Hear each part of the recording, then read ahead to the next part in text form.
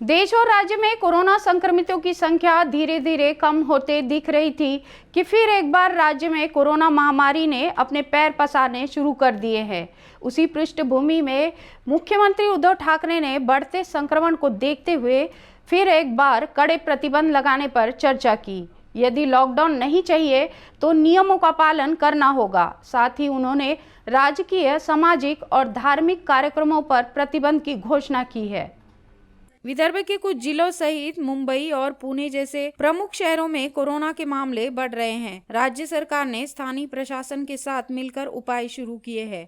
मुख्यमंत्री ने अब कोरोना की पुनरावृत्ति द्वारा निर्मित स्थिति की पृष्ठभूमि पर अनुसूची के अनुसार नागरिकों के साथ बातचीत की। उद्धव ठाकरे ने कहा, कोरोना दवा तब भी नहीं थी और अब भी नहीं है। एकमात्र आधार है जो वैक्सीन का है। टीकाकरण शुरू हो चुका है।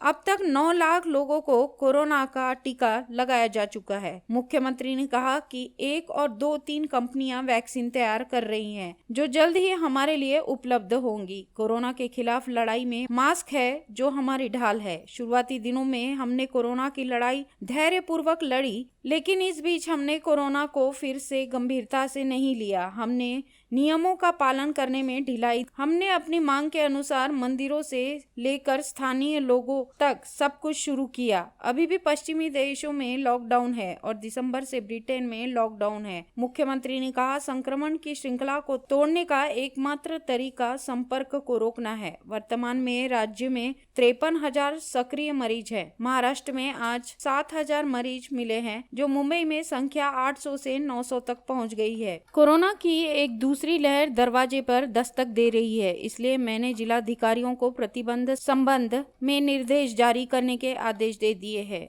उद्धव ठाकरे ने कहा कि वह अचानक लॉकडाउन नहीं चाहते थे, लेकिन उन्होंने जरूरत के मुताबिक फैसले लेने का निर्णय किया है। इस दौरान उन्होंने घोषणा की कि फिलहाल लॉकडाउन नहीं, बल्कि बढ़ते संक्रमण के चलते केवल राजकीय, सामाजिक और धार्मिक कार्यक्रमों पर प्रतिबंध लगाया जा रहा है। साथ ही उन्होंने वर्क फ्रॉम होम पर जोर देने की बात कही। स्थिति को देखते हुए उद्धव ठाकरे ने 1 सप्ताह का अल्टीमेटम दिया है, ताकि लोग नियमों का पालन कर सके। यदि ऐसा नहीं होता है तो राज्य सरकार स्थिति के अनुसार फैसला लेगी। लॉकडाऊन करायचा का? हा प्रश्न मी तुम्हाला विचारतोय आणि आपल्यालाही माहिती आहे, आपण घरातल्या घरात हो नाही असं बोलला असाल, माझं आपल्याला ऐकू येते, आपलं मला ऐकू येत नाहीये। आणि या प्रश्नाचं उत्तर मी पुढचे 8 दिवस आपल्याकडनं घेणार आहे। कसं घेणार?